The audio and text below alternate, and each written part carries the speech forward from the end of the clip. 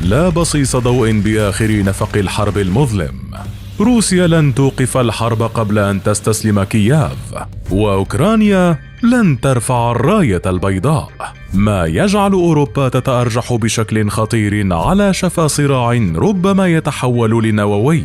بين روسيا من جهة ودول حلف الناتو الداعمة لأوكرانيا من جهة. ولأن رأس المال دائما جبان كما يصفه خبراء الاقتصاد، بدأت مليارات روسيا وحتى أوكرانيا متجسدة بشركاتها ومليارديراتها تبحث طوق نجاة لكل هذه الأموال،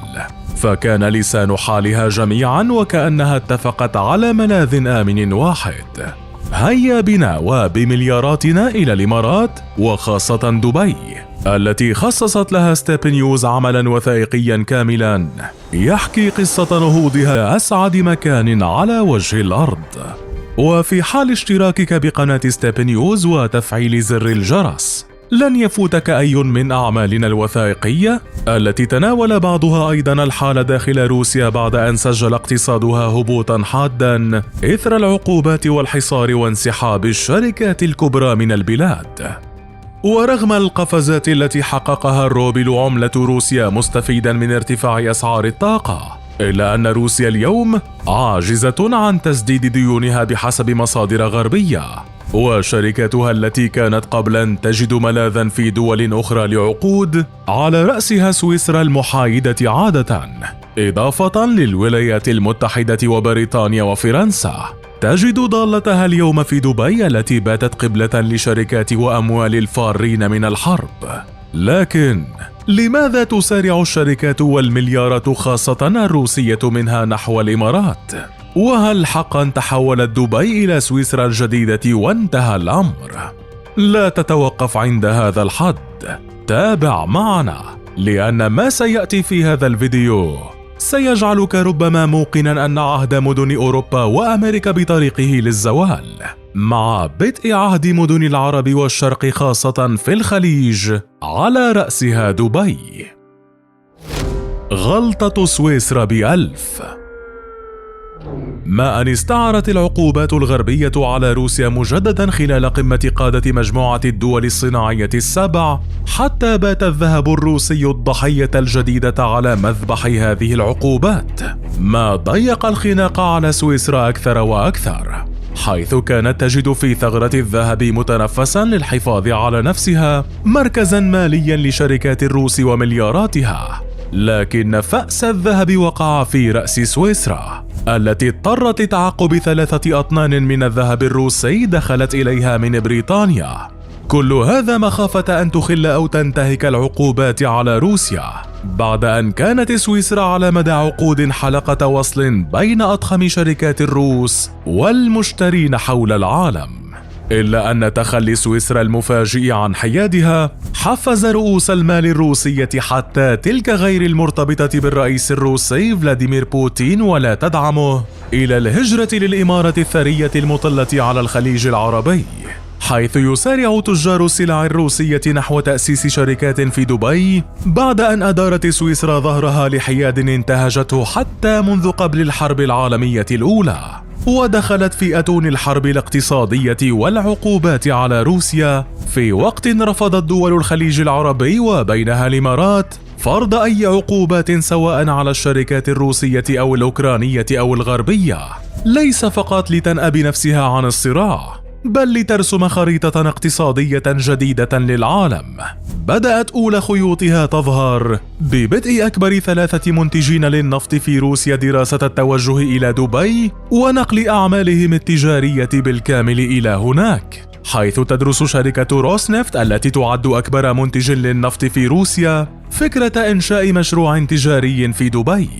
بينما تتطلع شركة غازبروم نفط وهي ثالث أكبر منتج للنفط في روسيا إلى توسيع وجودها في إمارة دبي بحسب تقارير غربية.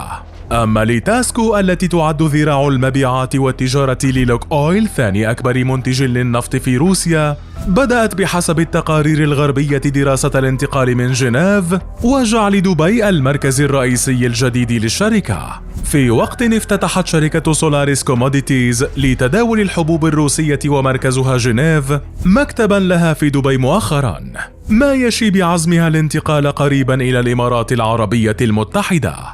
ويبدو أن هجرة الشركات ليس حكرا فقط على جنيف، بل تعاني مدن سويسرية أخرى من حالات الهجرة، وبينها مدينة زوغ التي كانت مركزا لتجارة السلع يوما،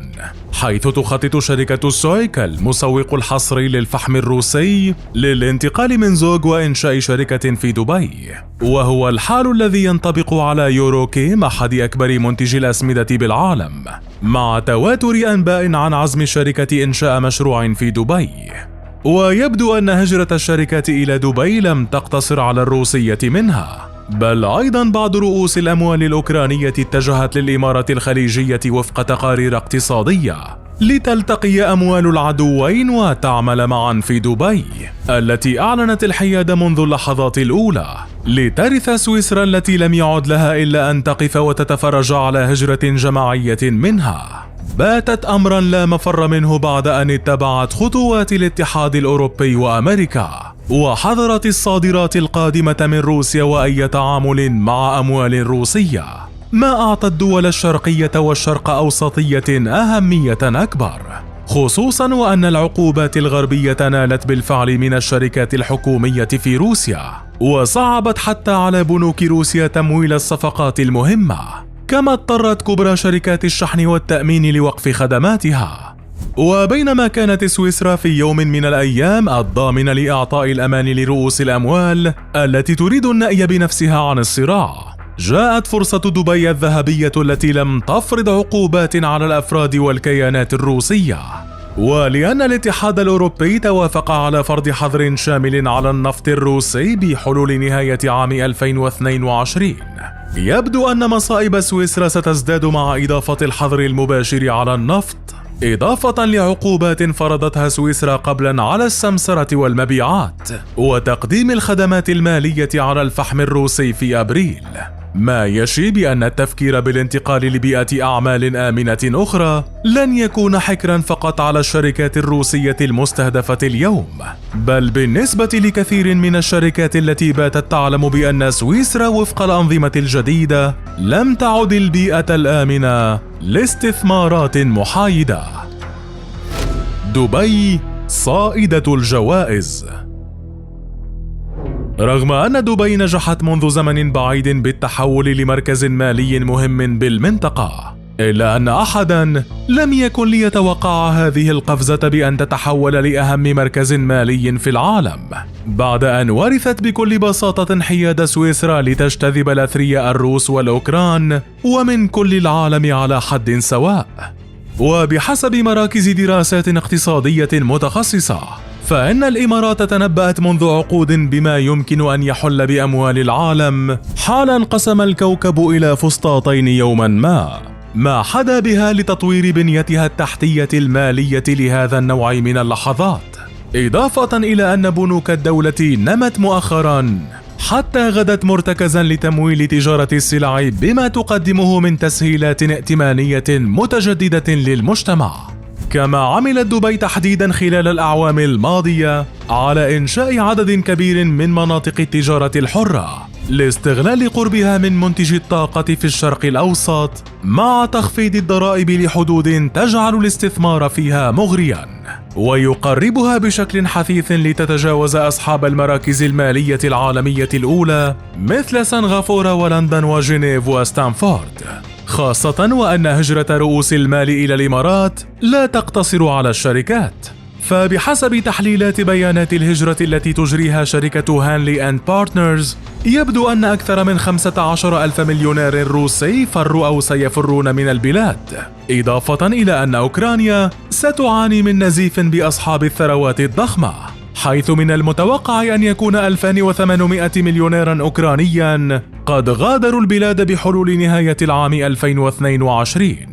ورغم أن هجرة الأثرياء تكون عادة لأمريكا أو دول أوروبا الغربية على رأسها سويسرا، لكن الوجهة المفضلة لأثرياء العالم اليوم لم تعد كذلك بحسب هانلي أند بارتنرز، إذ إن هجرة الثروات الخاصة الدولية تتجه للإمارات العربية المتحدة بعد أن نجحت بجذب أكبر تدفقات من أصحاب الملايين عالمياً في 2022.